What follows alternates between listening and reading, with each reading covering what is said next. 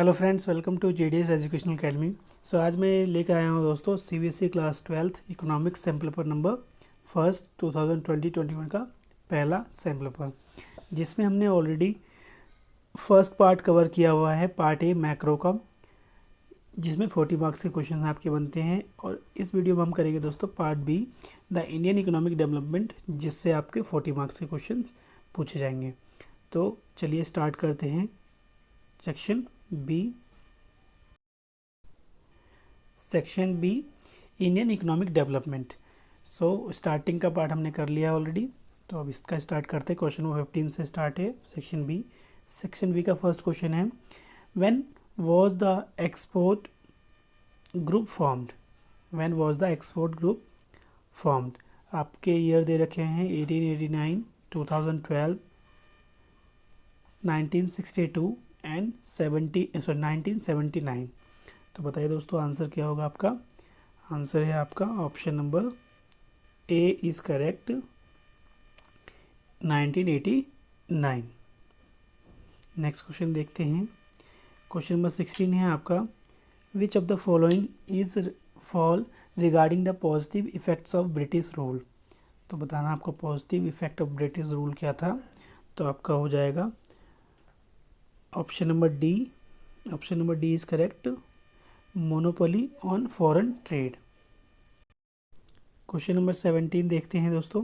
Question number 17 है आपके statement form के, जिसमें ए दिया हुआ और उसका रीज़न आर दिया हुआ। तो आपको बताना है आपका स्टेटमेंट ट्रू है और उसका रीज़न आर वैलिड है कि नहीं है उस पर। तो देखते हैं question 17, during the British regime India's export exceeds the imports implying a surplus of a balance trade. तो इसका रीज़न दिया हुआ, trade surplus was used for the growth and the development of the country. तो ये आपके assertion है और इसका रीज़न ये दिया हुआ है। आपको बताना आंसर क्या करेक्ट होगा। तो आप देखिए एक बार ध्यान से और सोचिए। मैं आपको यहाँ पे डायरेक्ट आंसर बताता हूँ दोस्तों, ताकि हमारा क्या हो, टाइम सिक्योर हो। तो इसका करेक्ट आंसर हो जाएगा दोस्तों option number C is correct, assertion is correct और statement but reason is wrong statement. इसी में और क्वेश्चन की और दिया हुआ क्वेश्चन, इसका असर्शन दिया हुआ है A, full employment does not mean a situation of zero unemployment. और इसका रीज़न दिया हुआ है, in an economy there is always some natural rate of unemployment which is the minimum rate of unemployment cause by the structural change in the system of production. तो आपको बताना है answer क्या होगा करेक्ट आपका। तो यहाँ पे आपका करेक्ट ऑप्शन होगा दोस्तों option number A is correct assertion and the reason both are correct statement and the reason is correct explanation for the assertion। Next question देखते हैं। क्वेश्चन नंबर 18 भी आपका स्टेटमेंट फॉर्म ही है। ए दिया हुआ, domestic competition has increase since 1991। Reason दिया हुआ, except for 7 industries rest has D licensed. तो आपको बताना है इसका करेक्ट आंसर क्या होगा। इसका है दोस्तों आपका option number A is correct, assertion and the reason both are correct statement and the reason is correct explanation for the assertion। Next देखते हैं क्वेश्चन नंबर 19। क्वेश्चन नंबर 19 है, one child policy is introduce in. आपके option है Pakistan, China and India, China and India. तो आपको बताना है correct answer क्या होगा दोस्तों। Option number C is correct, China. China में आपका वन चाइल्ड पॉलिसी इंट्रोड्यूस हुआ था। नेक्स्ट क्वेश्चन है question number 20, in which year China initiated the great leap forward champion. तो आपको बताना है नेक्स्ट ईयर दिया हुआ 1958, 59, 56 एंड 57। तो आपका करेक्ट आंसर क्या हो जाएगा दोस्तों। Option number A is correct, 1958। तो यहाँ पे हमारे ऑप्शनल क्वेश्चंस ख़त्म होते हैं और कुछ नेक्स्ट क्वेश्चन देखते हैं। क्वेश्चन नंबर 21, ये आपका पैराग्राफ बेस्ड क्वेश्चन है, तो आप पैराग्राफ ध्यान से पढ़ लीजिएगा। मैं आपको इसका आंसर करेक्ट डायरेक्ट बता देता हूँ। तो फर्स्ट है आपका यहाँ पे क्वेश्चन पैराग्राफ का, रेट ऑफ पार्टिसिपेशन मीन्स क्या होता है दोस्तों। तो रेट ऑफ पार्टिसिपेशन मीन्स है आपका percentage of labour force gainfully employed. Percentage of labour force gainfully employed is correct. Next question देखते हैं इसी का। क्वेश्चन नंबर सेकंड है इसका, in which situation rise in national income is neutralise. तो इसका करेक्ट आंसर क्या हो जाएगा, option number A is correct हो जाएगा। When per capita income continuous will be low. Next है इसमें आपका फिल इन द ब्लैंक्स। इसी में when national income is divided by the population we get, तो क्या फाइंड होता है दोस्तों, नेशनल इनकम को जब हम क्या करते हैं डिवाइड करते हैं पॉपुलेशन से तो निकलता है आपका पर कैपिटल इनकम। फोर्थ देखते हैं, growth rate of population is slowed down dash, आपका रीज़न बताना है, due to the infrastructure, due to the to remove the poverty. तो आपका आंसर क्या हो जाएगा, to remove the poverty. Next question देखते हैं, क्वेश्चन नंबर 22 है आपका। क्वेश्चन नंबर 22 है कॉमर्शियल एनर्जी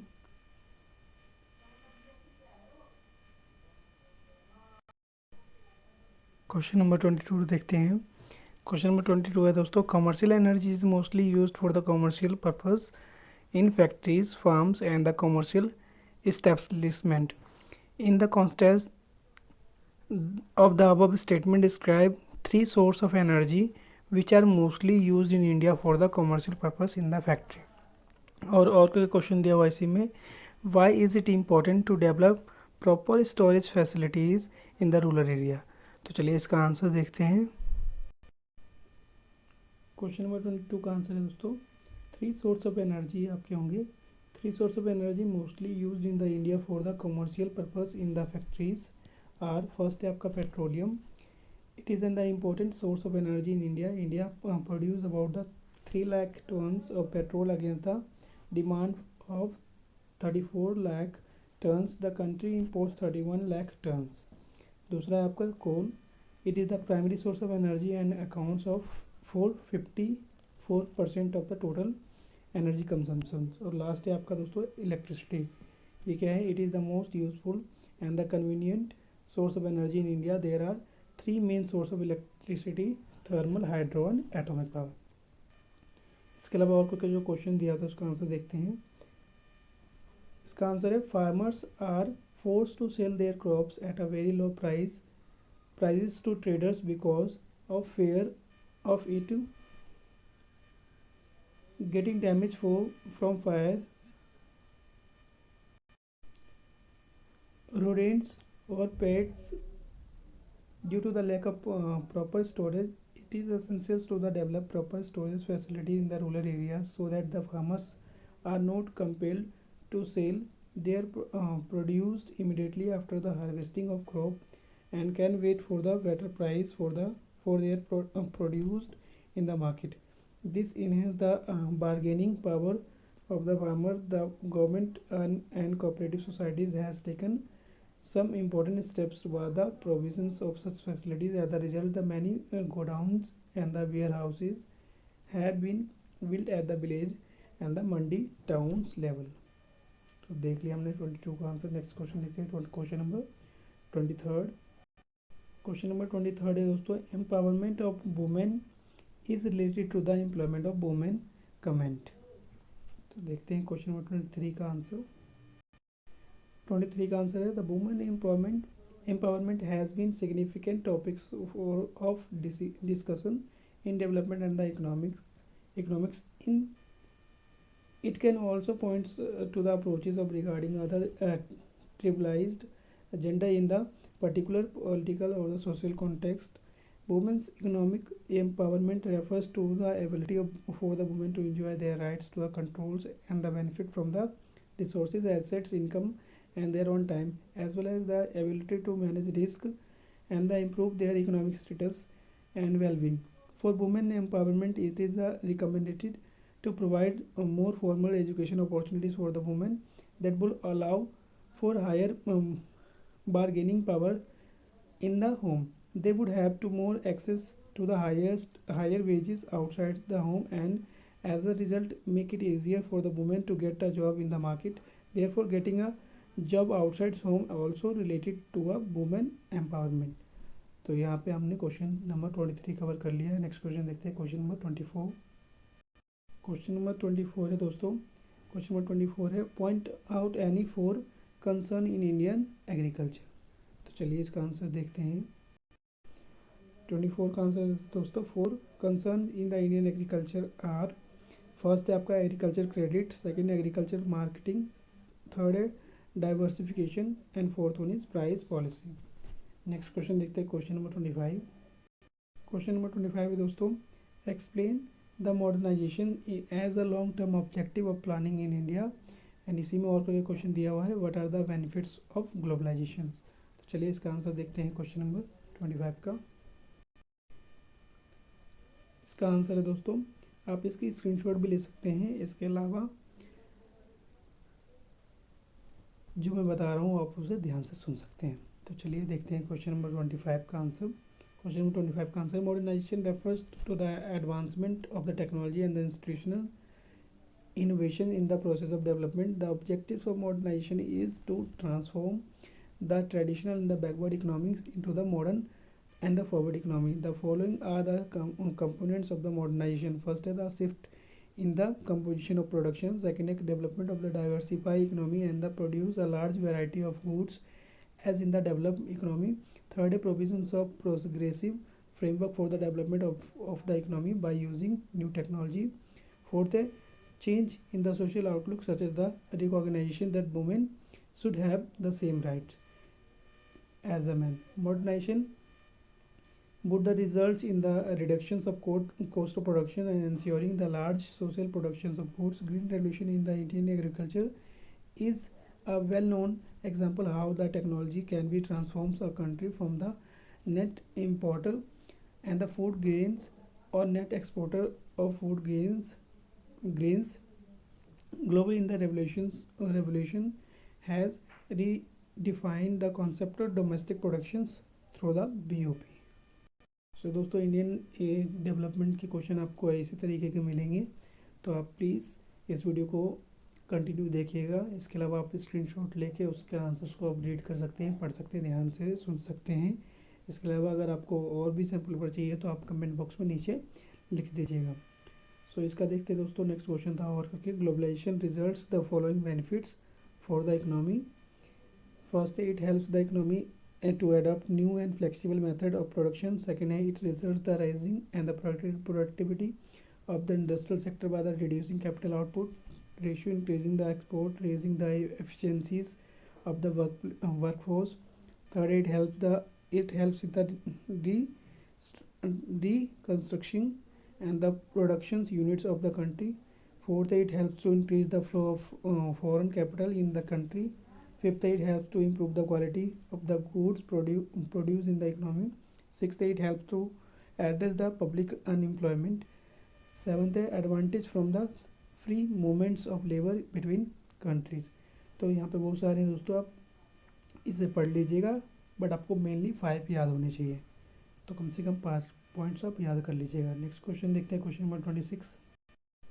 क्वेश्चन नंबर 26 है दोस्तों, make a comparative study between the India and China and Pakistan in the concept of sex ratio, fertility and the urbanization by understanding by the given data. तो ये country दी हुई 2015 की, India, China, Pakistan, sex ratio दिया हुआ है, fertility दिया हुआ है, अर्बनाइजेशन दिया हुआ है। तो इसमें आपको कंपैरेटिव स्टडी बनाना है तीनों के बीच में। तो चलिए इसका आंसर मैं आपको दिखाता हूँ। सो इसका आंसर है दोस्तों यहाँ पे, आप इसे ध्यान से पढ़ लीजिए। मैं इसे रीड नहीं करने जा रहा हूँ क्योंकि हमारा टाइम क्या होगा, ये तो बहुत ज़्यादा लेंथी हो जाएगा और आप क्या हो जाएंगे, बोर हो जाएंगे। तो मैं कोशिश करता हूँ कम से कम टाइम की वीडियो आपको प्रोवाइड करूँ ताकि आप इजीली क्या कर सकें, उसे देख सकें। आप इसकी स्क्रीनशॉट ले लीजिए क्वेश्चन नंबर 26 का आंसर का और से एक बार पढ़ लीजिएगा। नेक्स्ट क्वेश्चन देखते हैं, क्वेश्चन नंबर 27। क्वेश्चन नंबर 27 है दोस्तों, answer any two of the following questions. पहला आपका, how do the employment consumption standard factor contributes the environmental crisis in India. What problem do they pose for the government? Second, human capital formation gives birth in the to innovation, invention, and the technological improvement. Do you agree with the given statement? Supports your answer with the valid argument. Third, identify the aspects of economic returns introduced in 1991. तो इसका answer देखते हैं हम लोग। सो दोस्तों question number 27 का answer बहुत ज़्यादा लेंथी हो जाएगा, तो इसके भी आप स्क्रीनशॉट ले लीजिए और इसे ध्यान से पढ़ लीजिएगा 1 बाय 1। क्वेश्चन मैंने आपके लिए ऑलरेडी पढ़ दिया है, आंसर आप एक बार देख लीजिएगा। 27 का फर्स्ट ये रहा, सेकंड ये रहा, एंड थर्ड का ये रहा। इसके अलावा फोर्थ भी दिया हुआ था, तो फोर्थ का ये रहा। तो इसके अलावा अब लास्ट क्वेश्चन देखते हैं, क्वेश्चन नंबर 28। क्वेश्चन नंबर 28 है दोस्तों, आंसर द फॉलोइंग क्वेश्चन। पहला, how did the government ensure that the small farmers also benefit from the green revolutions as a rich farmer। Second है, how the migration promotes the human capital formation। Third है आपका, what is the global burden of disease। चलिए इसका last का answer देखते हैं हम लोग। सो 28 का आंसर है दोस्तों, फर्स्ट का आपका आंसर हो जाएगा, the new agriculture strategy implies the use to better implement input of agriculture which is require more capital। green revolutions would have benefited only the rich farmers if the government had not played an important role in the ensuring that the all small farmers should also gain from the new technology। Government ensure that the small farmers also benefit from the green revolutions as the rich farmer in the following way: first, the high yield varieties and the fertilizers of seeds were subsidies subsidized। The government provides loans at a low rate interest। third है आपका, easy the cheap credit was made available to the farmers so that they can buy expensive equipment। Migration of peoples add to the human capital information as it facilitates the utilization of inactive and the underdeveloped skills of an individual। It helps the underdeveloped countries or developing countries to acquire the technical skills efforts, reducing the way of new and the efficient way of performing task। Last देखते हैं इसका third part. So the global burdens of disease study the comprehensive regional and the global research program of the disease burden that the assesses mortality and the disability from the major disease injuries and the risk factor। Global burden of disease is an indicator used by the experts to know the numbers of people dying permanently due to the particular disease as well as the number of years spent by them in the state of disabilities owing to the diseases। तो यहाँ पे दोस्तों हमारे क्या हुए, ये part भी complete होता है। सो आई होप आपको ये वीडियो पसंद आई होगी। अगर आपको मेरी वीडियो पसंद है तो प्लीज़ लाइक करें, ज़्यादा से ज़्यादा लोगों को शेयर करें दोस्तों, और लाइक का बटन दबाना ना भूलें।